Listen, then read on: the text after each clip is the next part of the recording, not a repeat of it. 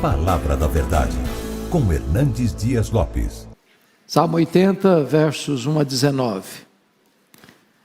Dá ouvidos, ó pastor de Israel, tu que conduzes a José como um rebanho. Tu que estás entronizado acima dos querubins, mostra o teu esplendor. Perante Efraim, Benjamim e Manassés, desperta o teu poder e vem salvar-nos. Restaura-nos, ó Deus, faze resplandecer o teu rosto e seremos salvos. Ó Senhor, Deus dos exércitos, até quando estarás indignado contra a oração do teu povo? Dás-lhe a comer pão de lágrimas e a beber copioso pranto. Constitui-nos em contendas para os nossos vizinhos, e os nossos inimigos zombam de nós a valer. Restaura-nos, ó Deus dos exércitos, faze resplandecer o teu rosto e seremos salvos. Trouxeste uma videira do Egito, expulsaste as nações e a plantaste. Dispuseste-lhe o terreno, ela deitou profundas raízes e encheu a terra. Com a sombra dela os montes se cobriram, e com os seus sarmentos os cedros de Deus. Estendeu ela a sua ramagem até o mar, e os seus rebentos até o rio. Por que lhe derribaste as cercas, de sorte que a vindimam todos os que passam pelo caminho? O javali da selva a devasta, e nela se repastam os animais que pululam no campo. Ó Deus dos exércitos, volta-te, nós te rogamos. Olha do céu e vê, e visita esta vinha. Protege o que a tua mão direita plantou, o sarmento que para ti fortaleceste.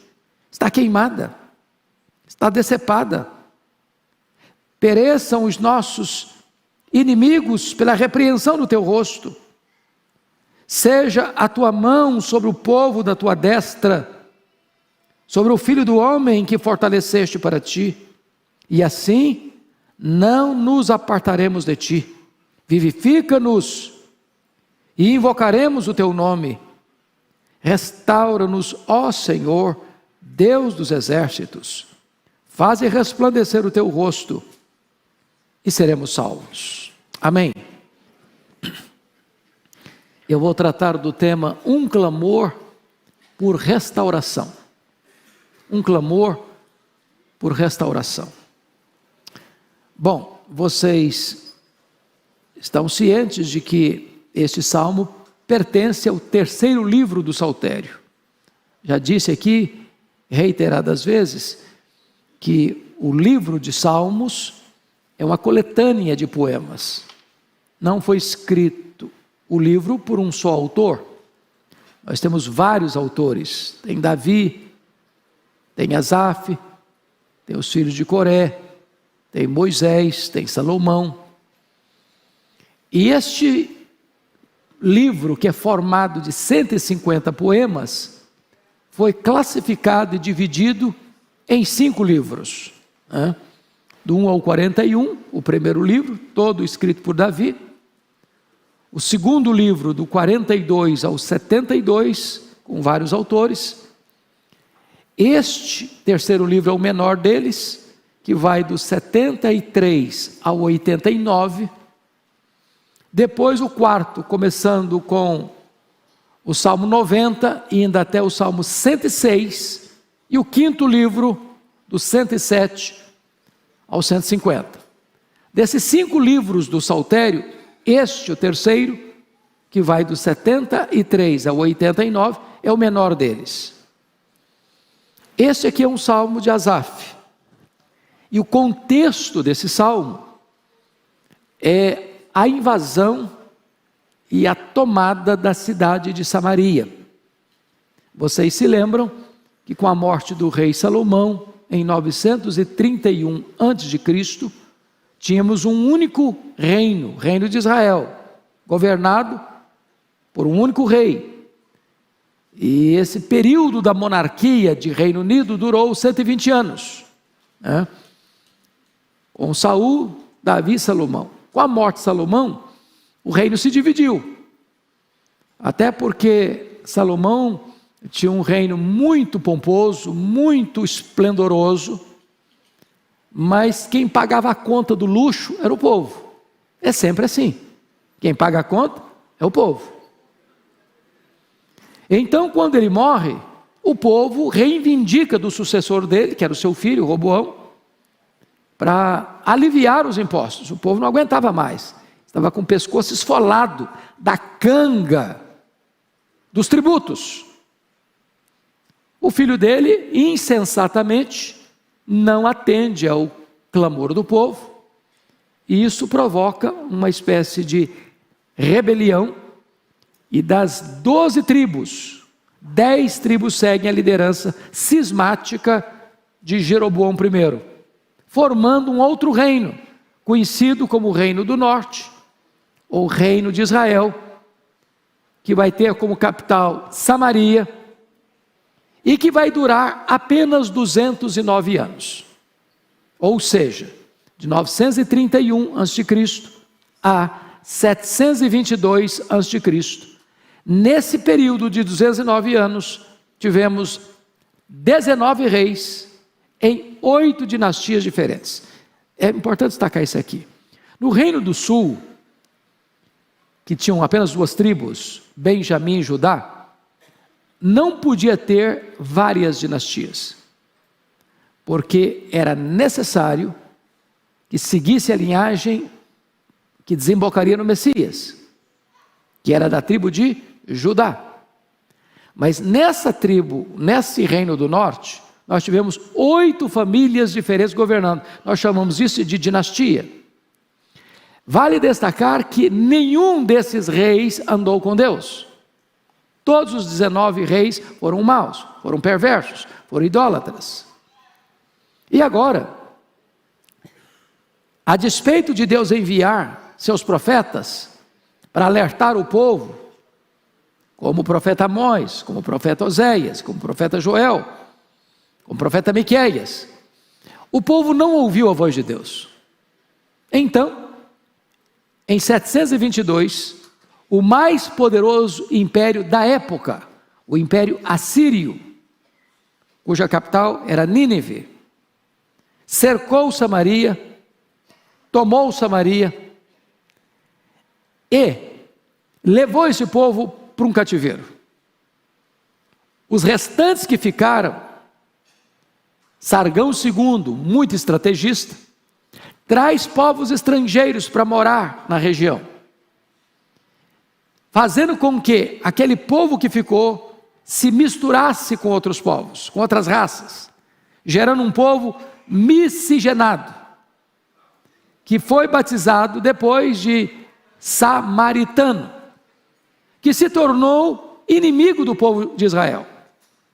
Bom, esse salmo está descrevendo esse cenário da tomada de Samaria, da devastação de Samaria, quando os invasores estrangeiros pisotearam a nação. É sobre esse assunto que nós estamos tratando aqui, e há um clamor por restauração, há um grito por socorro, há uma súplica por ajuda divina. Então, é sobre isso que vamos tratar a partir de agora. A Bíblia aberta comigo, vamos ver. A primeira coisa que é digno de destaque aqui é um clamor por restauração ao pastor de Israel. Veja você, por favor, versos 1 a 3, como ele faz esse clamor. Dá ouvidos ao pastor de Israel, tu que conduzes a José como rebanho, tu que estás entronizado acima dos querubins, mostra o teu esplendor. Perante Efraim, Benjamim e Manassés, desperta o teu poder e vem salvar-nos. Restaura-nos, ó Deus, faze resplandecer o teu rosto e seremos salvos. Vamos entender isso aqui, meus amados irmãos. Primeiro, um clamor ao pastor para mostrar o seu esplendor. Essa é uma figura bíblica. Deus é chamado, no Antigo Testamento, de pastor de Israel. Israel é chamado, no Velho Testamento, de rebanho de Deus. E no Novo Testamento, Jesus chama para si o título de pastor. Eu sou o bom pastor. Então, o que está se apelando aqui é um clamor: dá ouvidos.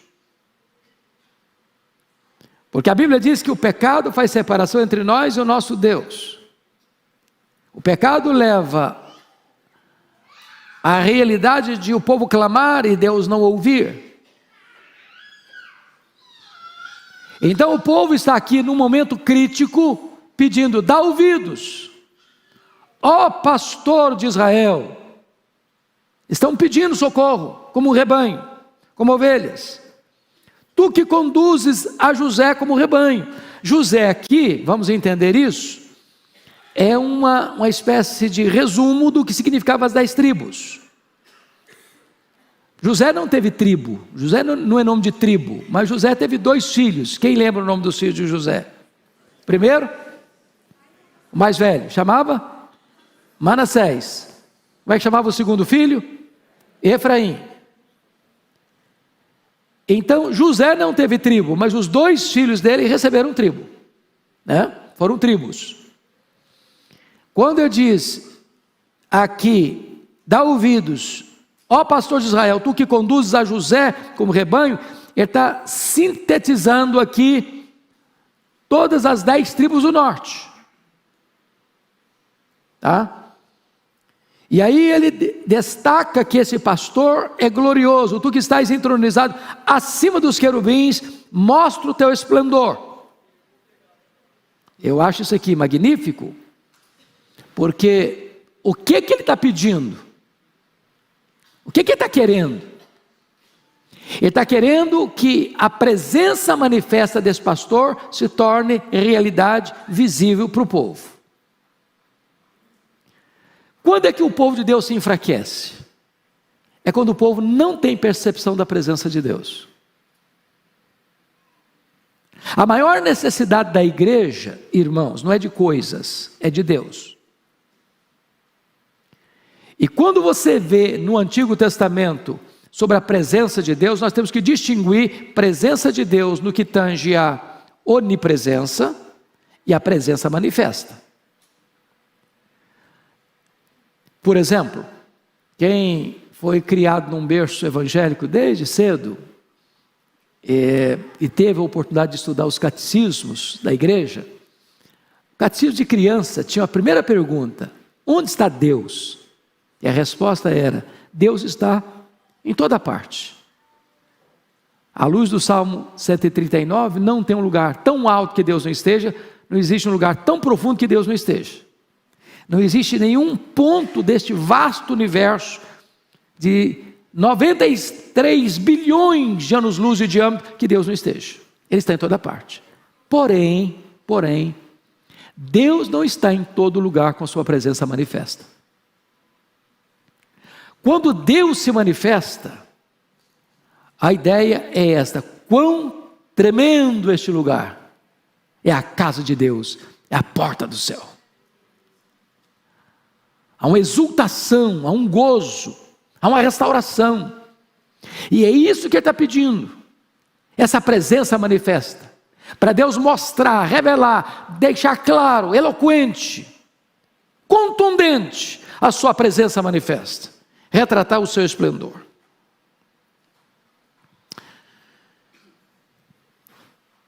Aliás, lembram de Moisés, quando o povo pecou, lá em Cades Barneia? E Deus disse para Moisés: olha Moisés, eu não vou mais com vocês, vou cumprir minha palavra, vou mandar um anjo, e vocês vão ser introduzidos na terra prometida, mas eu não vou com vocês. Qual foi a resposta de Moisés para Deus? Senhor, se tu não fores conosco, não nos faça subir deste lugar, porque um anjo é bom, a terra prometida é boa mesmo, mas a maior necessidade nossa não é de um anjo, nem da terra prometida, é da tua presença. É isso que ele está pontuando aqui, né? Segundo lugar, um clamor para o pastor mostrar o seu poder salvador. Versículo 2: perante Efraim, Benjamim e Manassés, desperta o teu poder e vem salvar-nos. Vamos entender isso aqui, meus amados irmãos. Quando ele está falando perante Efraim, Benjamim e Manassés, ele está falando agora de duas tribos do reino do norte, que é Efraim e Manassés, que eram filhos de José. E ele está falando de um nome aqui que é da tribo do sul, do reino do sul, que é Benjamim. O ponto de destaque é que todos esses aqui são filhos do casamento de Jacó com Raquel. Lembram disso? Então José foi o primogênito de Jacó com Raquel, e depois ela tem Benjamim e morre no parto. Quando ele está falando isso aqui, tem mais uma coisa digna de destaque. Essas três tribos, Efraim, Benjamim e Manassés, são um resumo da nação toda. E essas três tribos eram aqueles que iam, quando os coatitas iam levando a arca, eles iam na frente da arca. Não apenas eles sintetizam as tribos, mas eles são líderes das tribos. Então, o que eu quero destacar aqui nesse ponto é, o pedido deles é para Deus despertar o seu poder e vir salvá-los. Por quê? O contexto é de uma cidade tomada pelo inimigo, assolada pelo inimigo, devastada pelo inimigo. E quando você percebe que o inimigo está prevalecendo sobre o povo de Deus, o clamor é o quê? A manifestação do poder de Deus, que liberta, que restaura, que salva, que derrota o inimigo, que traz sinais do favor de Deus ao seu povo. Terceiro ponto, um clamor por restauração. Olha o verso 3. Restaura-nos, ó Deus, faze resplandecer o teu rosto e seremos salvos. Agora eu vou chamar a atenção para esse ponto aqui, que aqui está o estribilho. Estribilho é aquilo que numa estrofe você repete, né? Igual um hino, você canta um hino, a letra está lá, mas tem uma frase do hino que você repete em todas as estrofes, que é chamada de estribilho. Nesse salmo tem um estribilho, que é a alma, o cerne do salmo. E ele é repetido 3 vezes.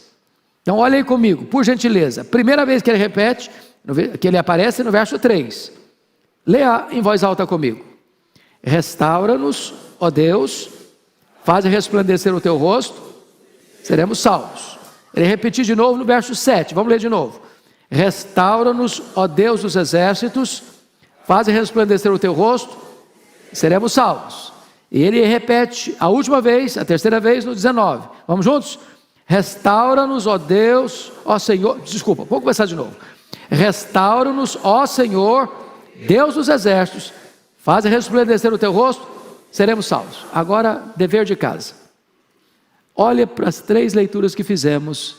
O que é que você notou de diferente? Vocês estão fazendo uma prova. E aí, se pergunta, é um estribilho, mas o que é que apareceu de diferente em cada um?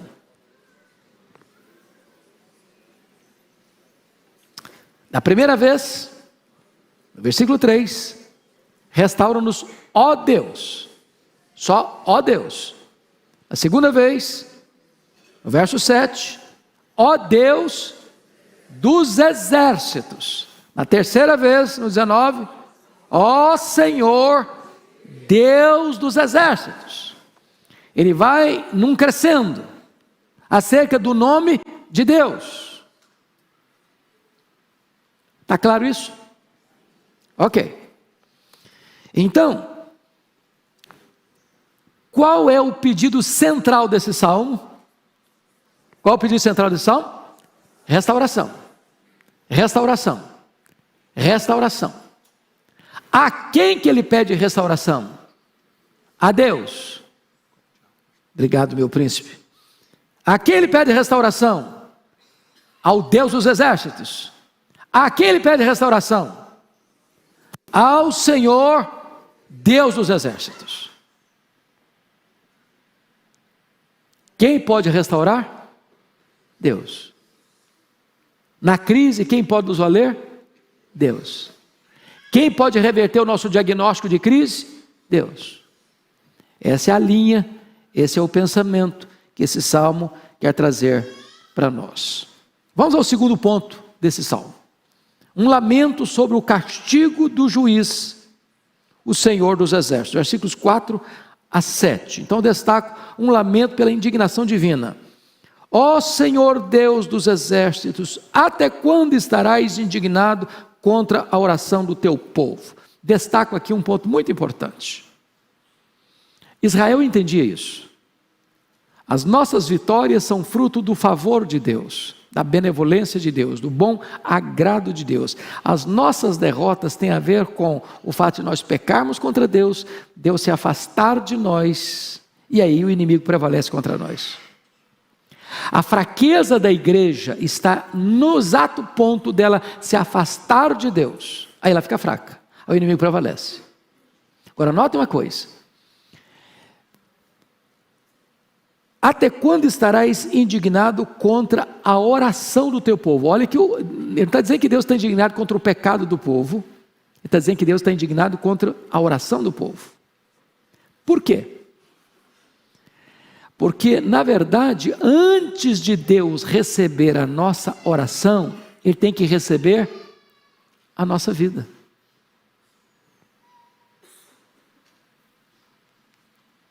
Primeiro Deus se agrada de você, depois Deus se agrada da sua oração. Primeiro Deus se agrada de você, depois Deus se agrada do seu culto. Deus não se agrada da minha oração no exato momento em que eu estou em rebelião contra Ele. Por que Samaria foi tomada? Porque a Síria era mais forte que Samaria? Porque o exército assírio era irresistível? Não. Porque Samaria estava vivendo em pecado, longe de Deus, em rebelião contra Deus. Mutatis mutandis aqui, vamos mudar a situação. Esse mesmo império assírio, quando dominou Samaria, quem governava lá em Judá era o rei Ezequias. Lembram disso? Esse mesmo exército vai e cerca Jerusalém. E ordena o rei Ezequias se render. Com abuso, inclusive dizendo: renda-se, porque Deus nenhum vai salvar você. É impossível alguém resistir meu exército. Senaqueribe desafiou. O que Ezequias fez? Orou ao Senhor. O que Deus fez? Deus mandou um anjo e matou ao redor de Jerusalém 185.000 soldados assírios. Ou seja, o povo de Deus é derrotado não porque o inimigo é forte. O povo de Deus é derrotado quando se aparta do Deus Todo-Poderoso. E quando o povo de Deus se aparta de Deus, Deus se ira até contra a sua oração.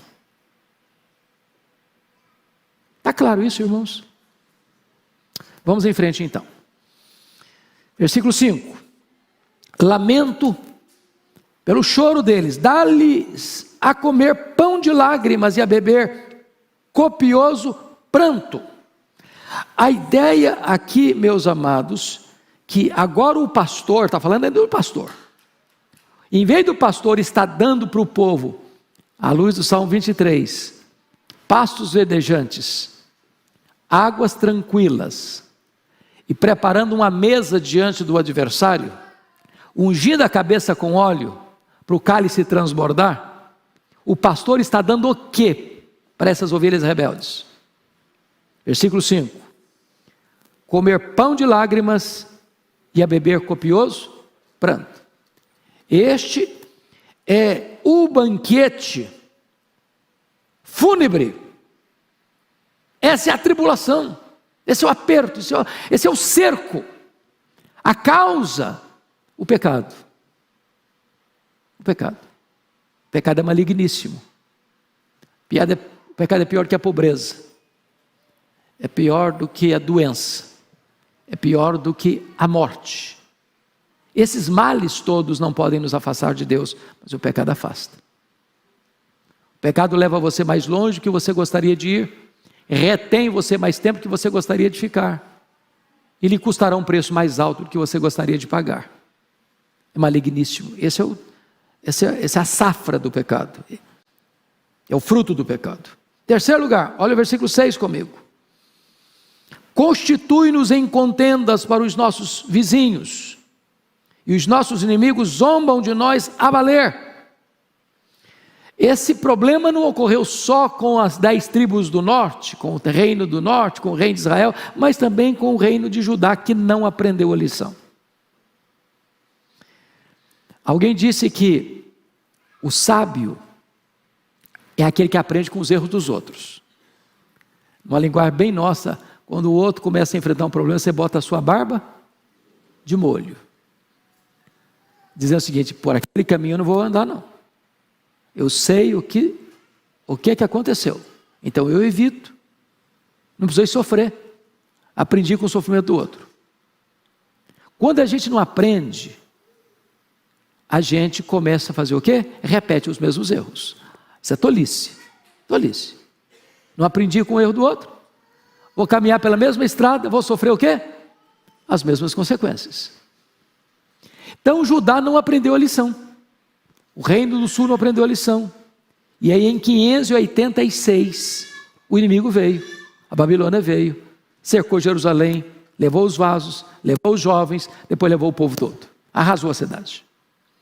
Quando os judeus estavam fugindo, os israelitas estavam fugindo de Jerusalém, os edomitas, que ficam ali às margens do Mar Morto, que eram até aparentados, ficavam nas encruzilhadas. Aqueles que tentavam fugir desesperados, eles matavam. Aproveitavam o momento da desgraça dos outros para aumentar ainda mais o sofrimento deles. É isso que ele está dizendo no versículo 6. Os nossos inimigos não só nos prevalecem, mas zombam, porque quando Jerusalém estava sendo tomada, os edomitas diziam: arrasaia, arrasaia, arrasaia até os fundamentos. Em outras palavras, meus irmãos, quando o povo de Deus cai, fraqueja, se torna motivo de zombaria, os ímpios vão ficar exultando, sabia? Não tem ilusão não. Não pense você que o mundo vai chorar com você. O mundo vai se alegrar com a sua desgraça, com a sua queda, com o seu fracasso. O mundo odeia o cristão, sabia disso? O mundo odeia Jesus.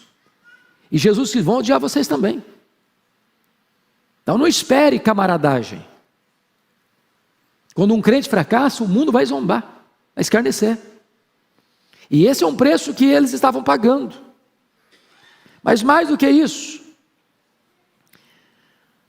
você vai perceber agora, em virtude dessa realidade toda, o segundo pedido de socorro, versículo 7. Restaura-nos, ó Deus dos exércitos, faze resplandecer o teu rosto e seremos salvos. Então vamos entender a quem está pedindo socorro. Quando ele diz Senhor dos exércitos, o que significa Senhor dos exércitos? Quando você fala esse nome de Deus, o que traz à sua mente? O que vem à sua mente? Que o seu Deus, ele tem o controle não só dos exércitos celestiais, dos anjos, tem poder sobre os demônios, mas ele tem poder sobre todo o comando de poder instituído da terra. Ele é o comandante em chefe de todas as hostes. Ou seja, quando ele se levanta, não há poder tão grande que possa resisti-lo. E qual é o pedido aqui no versículo 7? Faze resplandecer o teu rosto, ou seja, mostra quem tu és, mostra a tua glória, mostra o teu esplendor, e todos ficarão curvados, amedrontados, acuados, paralisados. E o resultado disso, dessa manifestação esplendorosa de Deus, está escrito no verso 7 assim: e seremos salvos. Seremos salvos. Pois bem, vamos agora para a terceira lição do Salmo 80. Um testemunho acerca da videira devastada ao agricultor. Veja você que a partir do versículo 8, ele vai mudar a metáfora. Qual foi a metáfora que ele usou de 1 a 7? O povo de Deus era o quê? Rebanho. Deus era quem? Pastor. Agora ele vai dizer que Deus é o viticultor, o agricultor, e o povo de Deus é o quê? A videira. Vamos lá. Então, é importante entender aqui essa figura. Se Jesus, no Novo Testamento, chamou a si mesmo de pastor, Jesus no Novo Testamento chama a si mesmo de quê? De videira. Eu sou a videira verdadeira e o meu pai é o quê? É o agricultor. Então vamos olhar essa figura aqui. Quem era Israel na linguagem bíblica? Israel era uma videira que Deus transplantou de onde para onde? Do Egito para Canaã. Asaf vai pegar essa figura, esse emblema, essa imagem, essa metáfora, para trazer aplicação para o povo e rogar a Deus a sua intervenção. Primeira coisa, a vinha transplantada, versículo 8, olha aí comigo, por favor. Trouxeste uma videira do Egito, expulsaste as nações e a plantaste. Vamos entender isso aqui. Lá em Gênesis 15, Deus havia falado para Abraão que daria a ele a terra da promessa, terra de Canaã. Mas ele não tomaria posse imediatamente, porque lá tinham 7 nações, e a medida deles ainda não tinha transbordado. Ou seja, quanto tempo durou da promessa a posse? Mais de 400 anos. Essas nações estão lá, pecando contra Deus, pecando contra Deus, pecando contra Deus, pecando contra Deus. E a medida do juízo, da ira de Deus sobre ele, está crescendo, está crescendo, está crescendo, está crescendo, está crescendo. Quando transbordou, Deus diz: chega, chega. Agora Deus pega o seu povo lá do Egito, como uma videira, expulsa essas 7 nações da terra de Canaã, pega essa videira e transplanta essa videira para a terra prometida, para Canaã. Então Israel é a videira transplantada do Egito em Canaã. Segunda coisa, a vinha reimplantada é estabelecida na terra prometida, no versículo 9, olha aí. Dispuseste-lhe o terreno, ela deitou profundas raízes e encheu a terra. Ou seja, essa videira que foi tirada do Egito, transplantada em Canaã, tornou-se uma videira exuberante. É só você perceber nos reinados de Davi e Salomão, como Israel alargou as suas fronteiras, chegando até o rio Eufrates. Então, ela tornou-se grande, pomposa, bonita, bela, esplendorosa, conhecida. E aí vem o terceiro aspecto, a vinha esplendorosa, no seu esplendor na terra prometida, no verso 10 e 11. Você pode ler o verso 10 e 11 comigo? Vamos juntos? Com a sombra dela, os montes se cobriram, e com os seus sarmentos, os cedros de Deus. Estendeu ela a sua ramagem até o mar, leia-se mar Mediterrâneo, e os seus rebentos até o rio, leia-se rio Eufrates. O que ele está mostrando aqui? Se o pecado afasta as pessoas de Deus, o rosto de Deus resplandecendo sobre o povo, torna o povo um povo grande, viçoso, belo, esplendoroso, frutífero, que vai se espalhando na sua influência. Essa é a ideia. Essa é a ideia. Agora, de forma muito triste, há um relato no versículo 12 e 13. Ele está usando uma linguagem da oratória.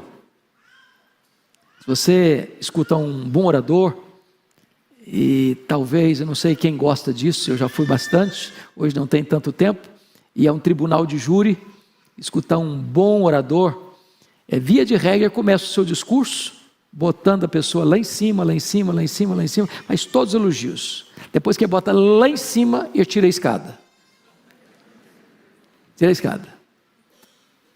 Aqui é exatamente isso. Ele fez uma imagem de Israel como uma videira que foi transplantada do Egito para Canaã, e como essa videira tornou-se grande, bela, pomposa, como ela foi espalhando a sua sombra, a ponto de cobrir os cedros, que eram as árvores mais lindas, mais belas, mais nobres, lá da região norte, e do Líbano. E agora, olha o relato que vai fazer nos versos 12 e 13. Pode ler comigo? Vamos juntos? Por que lhe derribaste as cercas, de sorte que a vindimam todos os que passam pelo caminho? O javali da selva a devasta, e nela se repassam os animais que pululam no campo. O que aconteceu para que ela fosse devastada? O que saiu aí? As cercas. Você pode perceber que quando você vê agricultura nas estradas, via de regra, o agricultor faz o quê? Ao longo da estrada faz uma cerca, às vezes viva. Para quê? Primeiro, para que a pessoa que está passando não fique cobiçando, né? Então você não enxerga o que está lá. O que protege é a cerca.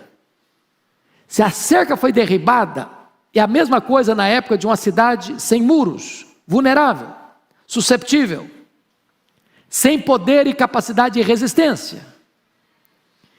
Então, é muito importante entender outra coisa no texto. Vejam vocês, no versículo 12, por que lhe derribaste as cercas? Quem derribou as cercas? O próprio Deus. Por que Deus derrubou as cercas? Por causa do pecado.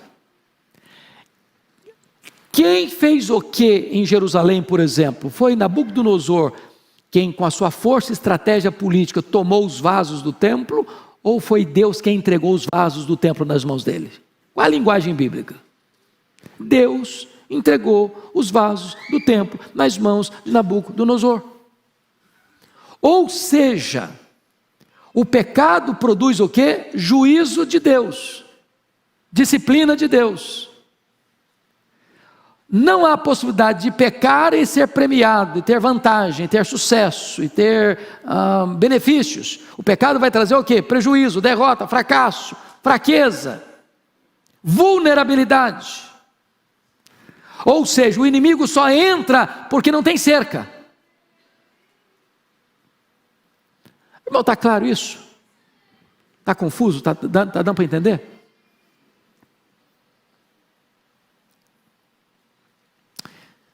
Agora, notem vocês, que ele vai usar uma linguagem do campo, no versículo 13. Ou vamos pegar o 12 ainda. De sorte que a vindimam todos os que passam pelo caminho. Ele está usando uma linguagem bem nossa. Se é uma estrada, quem passa na estrada? Muita gente, passa por lá. Aí você tem uma parreira de uva, é uma videira. Videira produz o quê? Uva. Você está passando, vê a parreira, tem fruta, o cara passa por lá, pega um cacho aqui, pega um cacho lá. Aí o dono, quando vai colher, tem o que? Nada? Tem nada. Todo mundo já vindimou, todo mundo já pegou, sobrou nada. Trabalhou muito, resultado pífio. Mas ele usa uma outra linguagem, a linguagem dos animais selvagens. Versículo 13, olha aí, o javali da selva a devasta, e nela se repastam, quantos animais? Os animais que pululam no campo. Então, virou uma terra de ninguém, qualquer um. Quando você vai aplicar isso, se você percebe, Israel foi atacado pelo Egito, pela Síria, pela Babilônia, pelo Império Medo-Persa, pelo Império Grego, pelo Império Romano. Qual a causa? Pecado do povo, pecado do povo, pecado do povo, pecado do povo. Quem entregou o povo a essas feras selvagens? Deus, Deus, Deus, Deus, Deus.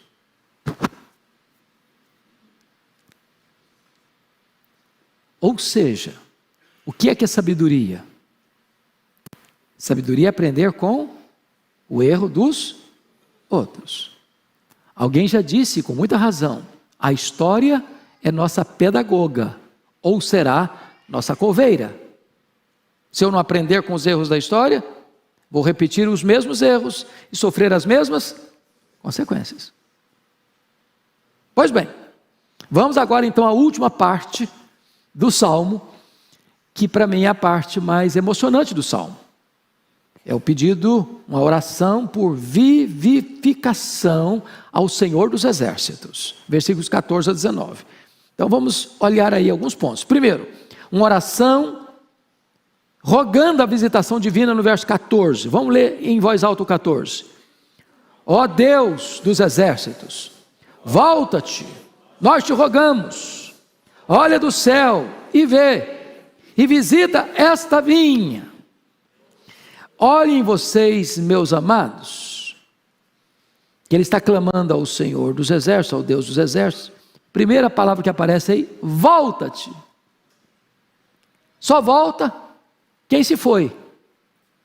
Quem não se foi, não precisa voltar. Certo?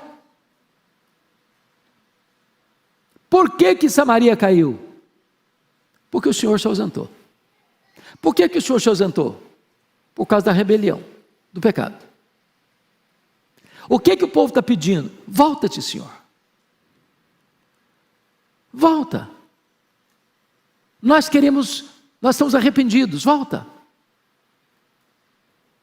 O que mais ele pede? De forma humilde, nós te rogamos. A ideia aqui de rogar é de súplica de um carente, de um mendigo, de alguém que precisa de ajuda para sobreviver. Volta, nós te rogamos. Agora olha a humilhação, a humildade, nós te rogamos, do mendigo. E quem é Deus? Olha de onde? Do céu. Deus está em cima, Deus é supremo, Deus é superior, Deus é majestoso, Deus está no céu, Ele tem um controle. Volta, olha do céu e vê. E faz o quê? E visita essa vinha. Como é que estava a vinha? Devastada. Todo mundo passava por lá e vindimava. O javali da selva destrói. Todos os animais do campo que pululam, estavam lá devastando, repastando tudo. E agora chega o quê? Convicção do pecado. Agora chega o quê? O arrependimento. Agora chega o quê? O clamor. E qual é o conteúdo do clamor? Volta, Senhor. E o que ele pede? Visita esta vinha, Senhor. Visita esta vinha. Visita a minha vida, visita a minha casa, visita o meu lar, visita a minha igreja, visita, Senhor, esta vinha.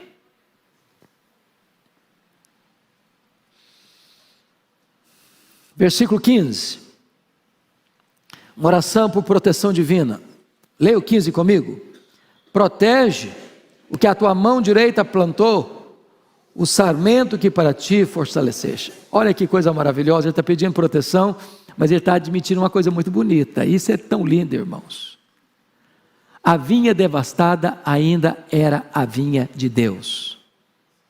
A vinha devastada era a vinha que Deus havia plantado. Um crente cai, sofre, mas ainda ele é filho de Deus. Deus ainda é o seu Deus. A aliança está preservada. Tem restauração, tem perdão, tem cura, tem recomeço, tem restauração. Essa é a nossa esperança, meus irmãos. Essa é a nossa esperança. Deus pode fazer algo novo. Deus pode visitar o seu povo. Deus pode restaurar o seu povo. Terceiro lugar, uma oração reivindicando a vindicação da justiça divina no verso 16. Leia o 16 comigo, vamos juntos. Está queimada, está decepada, pereçam os nossos inimigos pela repreensão do teu rosto. Então ele faz uma constatação e faz um pedido. Qual a constatação? É que a vinha está o quê? Decepada. Só tem toco. Não tem cacho de uva. E o que ele pede? Senhor, trata dos nossos inimigos. Levanta-te e defende a nossa causa.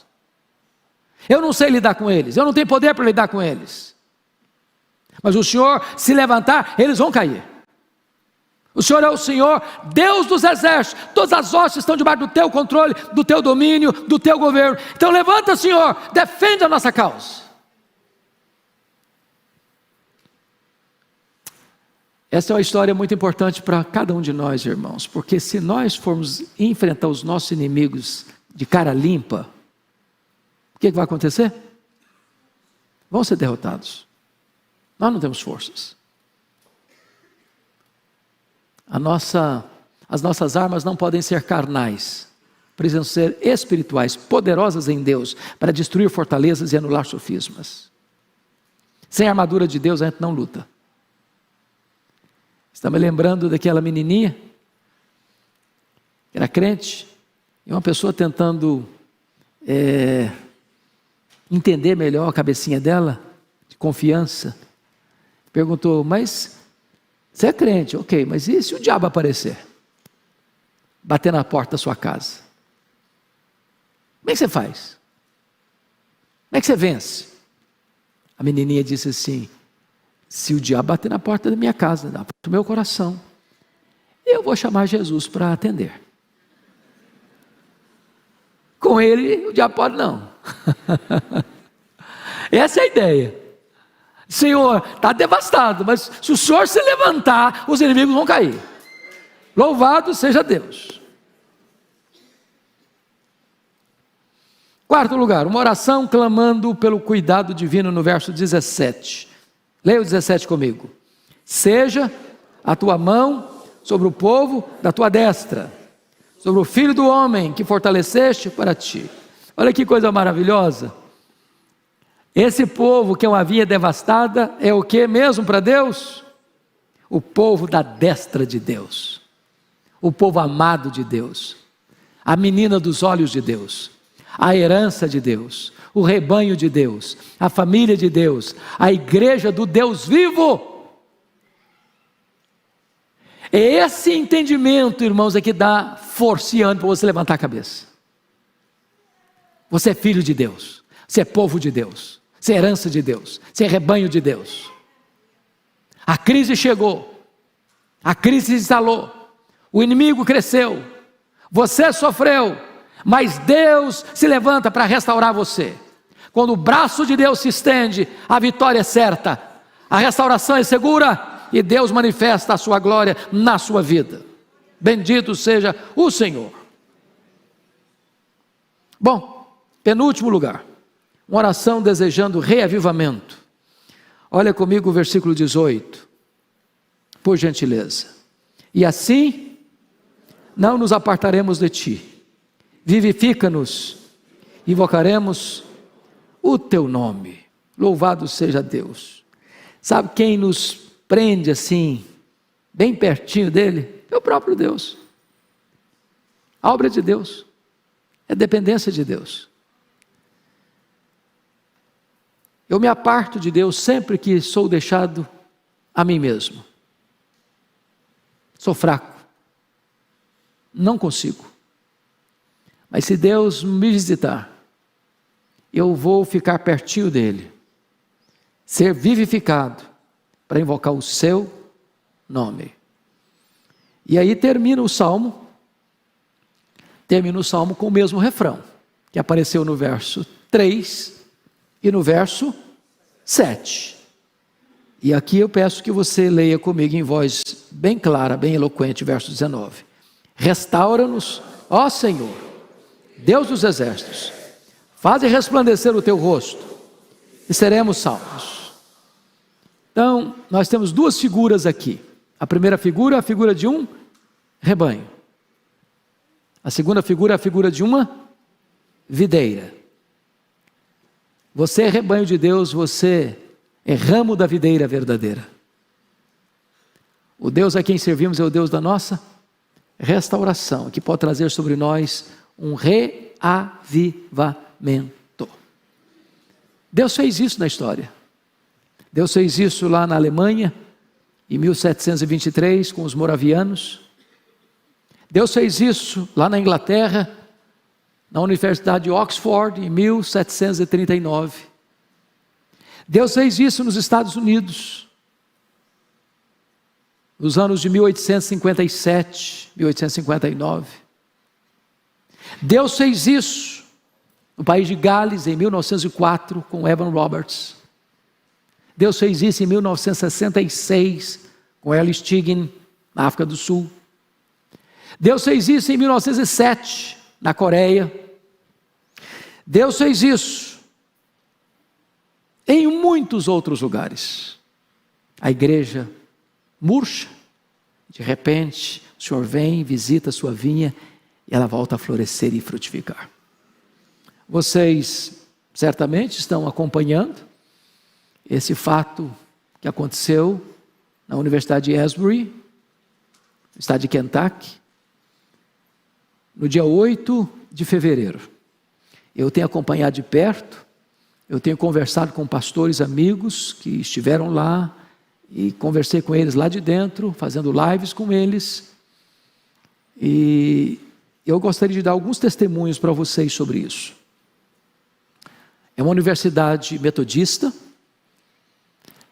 O fundador desta universidade, missionário Asbury, por isso tem esse nome, fundou essa universidade no século XVIII. Ele era um discípulo de John Wesley.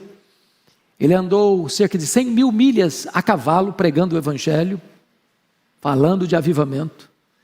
Eu fico imaginando que Deus está respondendo à oração daquele homem ainda hoje. Essa universidade já recebeu várias visitações de Deus em outros tempos, desde 1908. Só no século XX foi em 1950 e 1970 os principais. E agora, no dia 8 de fevereiro, aquela universidade metodista tem 3 cultos semanais na capela. Não é um seminário, é uma universidade metodista. E neste culto de dia 8, o capelão pregou um sermão sobre Romanos 12, versos 9 a 21. Eu tive a bênção de ouvir esse sermão na íntegra. Um sermão simples, mas muito objetivo, muito direto, muito confrontador, retratando a questão de que há necessidade de confissão de pecados. E o que ele disse foi o seguinte: o que nós falamos de amor não é amor, porque nós não temos na prática preferido uns aos outros em honra. Quando ele terminou o sermão, os alunos voltaram para a capela, para as salas de aula, e deram falta de 19 alunos. Quiseram saber o que estava acontecendo. Um desses alunos permaneceu na capela, se ajoelhou, tomado de convicção de pecado, e começou a confessar os seus pecados. Pecados graves, horrendos, com medo de ser rejeitado. Mas os colegas que estavam ali, me parece 18 deles, se ajoelharam com ele, choraram com ele, amaram a ele, e também começaram a confessar os seus pecados. Os professores, percebendo que os alunos não voltavam, procuraram saber. E aí foram os professores, foram os outros alunos, foram os diretores, foram os funcionários. E um senso tremendo da presença de Deus invadiu aquele lugar. A capela comporta 1.500 pessoas, e a reunião de oração intercalada de pregação, de louvor, durou mais de 2 semanas. Outras universidades estão sendo tomadas com o mesmo propósito, com o mesmo sentimento. Pessoas vieram de praticamente todos os estados da América para ver o que estava acontecendo. Uma cidade pequena, no meio de fazendas. Gente de outros países vieram. E o testemunho que se tem é que é impossível chegar ali sem ter um senso profundo da presença de Deus. As filas se formaram de mais de 2 quilômetros, mais de 2.000 metros de fila, numa temperatura até 4 graus negativos. Ninguém murmurando, ninguém reclamando, um senso profundo de quebrantamento, de arrependimento, de confissão de pecado, de adoração a Deus. Um dos pastores, amigo que eu tenho lá, um homem muito estudioso, disse: eu vou lá, até a pedido do conselho dele, para verificar em loco. E ele foi e me disse, com um senso crítico, com um pouco de ceticismo. Quando ele chegou, ele foi tomado pela presença de Deus. E aquilo impactou a vida dele. Um outro pastor, que foi meu professor lá em Jackson, Mississippi, esteve lá e com lágrimas, chorando, me disse: olha, é impossível não entender que é uma obra de Deus. Outro pastor, com quem conversei ontem, também, repetida vez, eu fiz uma live com ele, e ele me ligou ontem e disse: pastor Hernandes, a minha vida tem um antes e tem um depois. O que eu experimentei ali foi tamanho que parecia que eu podia apalpar Deus no ambiente. Ontem me ligou dizendo que estava dirigindo o seu carro e foi tomado por uma presença de Deus tão grande, uma alegria tão grande que ele nunca sentiu na sua história, na sua vida. Deus pode fazer de novo. Deus pode fazer de novo. O que diferencia este fato dos outros é que nós vivemos hoje no período da mídia social, da internet. E o mundo inteiro está sendo, de certa forma, impactado por esse fato. Meus amados, o que eu creio é aquilo que esse salmo está nos ensinando. Restaura-nos, ó Senhor, Deus dos exércitos, faze resplandecer o teu rosto e seremos salvos. Que Deus nos visite também, que Deus nos quebrante também, e que nós experimentemos na nossa geração também um poderoso reavivamento espiritual. Vamos ficar em pé e vamos orar.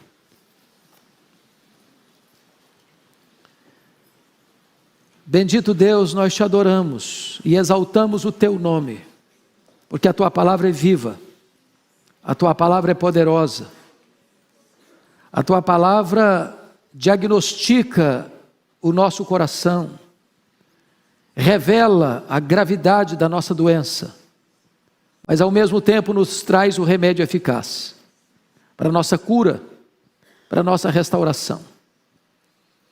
Deus, nós nos identificamos com o povo de Israel. Muitas vezes nós temos sido também um rebanho de ovelhas rebeldes, que não querem seguir a liderança do pastor, do supremo pastor. Às vezes, Deus, nós nos tornamos recalcitrantes, de dura cerviz. Às vezes, Deus, nós vivemos uma vida apática, sem viço, sem frutos, como uma videira devastada. E o que nós te clamamos é: tenha misericórdia de nós. Socorre-nos, Senhor. Vem, vê e visita esta vinha, e resplandeça sobre nós a luz do teu rosto, e restaura a nossa sorte. Que cada coração que entrou aqui hoje, Senhor, seja empaquetado pela tua presença, e que tempos de refrigério venham sobre nós, que o sopro, que o vento do avivamento venha sobre nós, e que a tua igreja nesses dias experimente um poderoso reavivamento espiritual. Nós oramos em nome de Jesus. Amém.